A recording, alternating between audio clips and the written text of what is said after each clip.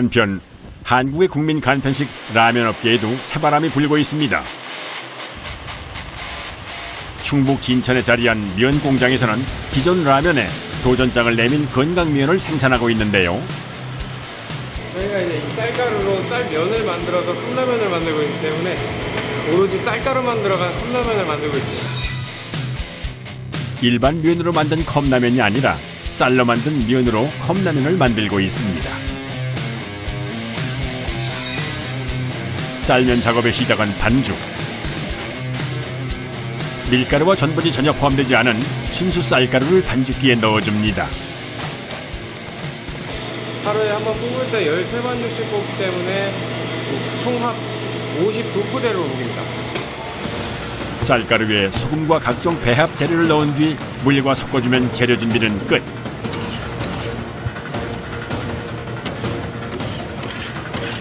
그런 다음 반죽이 잘 섞이도록 재료들을 함께 칠해주는데요. 잠시 뒤 반죽의 상태를 확인하는 작업자. 반죽 상태에 따라 면의 맛이 달라지기 때문에 신중하게 살핍니다. 반죽이 좀 돼 보인다고 물을 더 섞어버리면은 반죽이 질어져서 면을 더 뽑기가 힘들어지기 때문에 지금 이 정도가 그냥 딱 좋다고 볼 수 있습니다. 완성된 반죽은 반죽기 옆 통으로 옮겨주는데요. 여기서 만드는 쌀면은 베트남, 태국 등 동남아 국가의 쌀면과는 재료도 뽑는 방식도 완전히 다릅니다.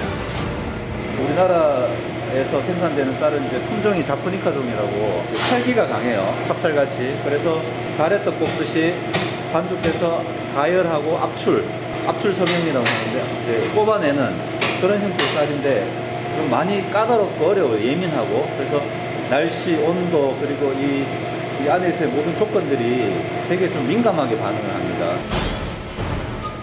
재료 자체가 민감하고 예민하다 보니 신경 써야 할 부분도 많은데요. 작업이 시작되고 끝날 때까지 반죽이 기계에 달라붙지 않도록 하는 것도 그 중에 하나입니다. 반죽이 이 벽면 부분에 들러붙어서 안쪽으로 빨려 들어가지 않기 때문에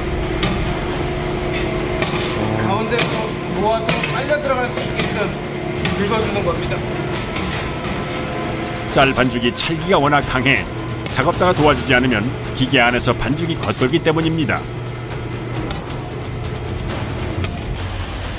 쌀국수는 보통 제조 방식에 따라 압출면과 증숙면으로 구별되는데요. 이곳의 면은 압출 방식으로 마치 냉면처럼 뽑아져 나오는 것이 특징입니다. 긴 면은 기계에서 자동으로 잘라주는데요. 메밀국수는 사람 손으로 뽑잖아요. 이거는 이제 기계로 30마력 압력으로 밀어내는 거죠. 그래서 입자가 되게 곱고 찰지고 쫄깃쫄깃합니다. 면의 탄력이 좋을수록 식감도 좋다는데요. 때문에 나오자마자 확인은 필수. 한눈에 봐도 탄성이 꽤 좋아 보입니다. 면이 이렇게 쫄깃쫄깃하게 나오지 않으면 뜨거운 물을 붓고 이렇게 복원을 시켜야 되는데 그 과정 중에 면이 이제 뚝뚝 끊어져 버린다거나 이에 들러붙거나 이런 현상이 생겨버려요. 이곳에서 하루 생산되는 쌀면은 1만여 개. 성형기를 통해 뽑아져 나온 면은 라인 위에서 3등분으로 착착 접어주는데요. 그 이유가 있습니다. 이거를 이렇게 접어 나가야지 나중에 용기에 넣기 예쁘고 안 접히면은 말리는 과정에서 부서지거든요. 저희가 말리는 과정에서도 이렇게 접어줘야지 잘 말르거든요. 면은 나오자마자 바로 접어주는 것이 포인트. 그래야만 모양 변형을 막을 수 있습니다. 이때 면의 불량 여부도 함께 확인을 해주는데요. 요거는 여기 뭉쳤잖아요. 그래서 뺀 거예요. 폐기해야죠. 상품으로 나갈 수는 없잖아요. 불량 검수까지 무사 통과한 반죽들은 다음 단계로 향합니다. 라인을 따라가며 면을 한 번 더 식혀줍니다. 라인 끝에 또 다른 작업자가 면들을 기다리고 있는데요. 기계에서 갓 나온 면을 건조대에 하나하나 옮겨줍니다. 기계와 속도를 맞춰야 하는 작업. 그야말로 속도전입니다. 자칫 늦으면 미연들이 바닥으로 추락하는데요. 시청이라 밀어놓고 할 수가 없잖아요. 밀어놓고 그냥 너무 달라붙거든요. 믿을 수가 없어요. 그냥 오는데 다 받아야 돼요.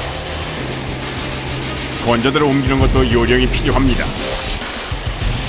건조가 안 되기 때문에 잘 달라붙어요. 이렇게 잘 달라붙지 않죠. 미연끼리 붙지 않게 하는 것이 관건. 베테랑 경력자답게 한 번에 5개씩 단 한 번의 실수도 없이 작업을 이어갑니다. 건조대 한 개당 들어가는 반죽 개수는 약 350여 개. 한 번 작업을 시작하면 라인이 멈출 때까지 쉴 수가 없는데요. 작업이 끝날 때까지 허리를 굽혔다 펴기를 반복하는 작업자. 허리 한번 제대로 펼 시간도 없으시네요. 생각하는 이렇게 한번 하면서 펴고 또 높아게 하고. 면에 이상이 없다면 그걸로 족합니다. 반죽을 가득 채운 건조대가 성형실을 나섭니다. 나오자마자 먼저 소독해둔 비닐을 건조기에 씌워주는데요. 면에 바람이 들어가면은 겁말라 버려요.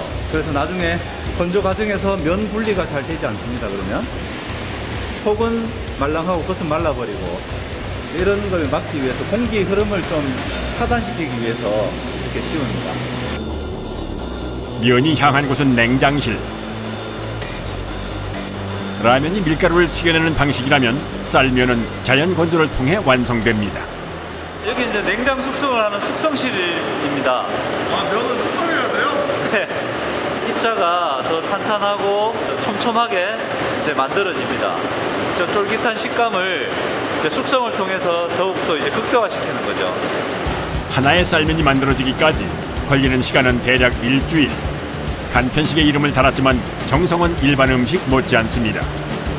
영상 5도씨 정도에서 냉장 숙성을 시키고 그리고 이제 냉온 숙성을 시키고 건조 과정까지 한 7일 정도, 면이 완성되기까지 한 7일 정도가 소요가 됩니다.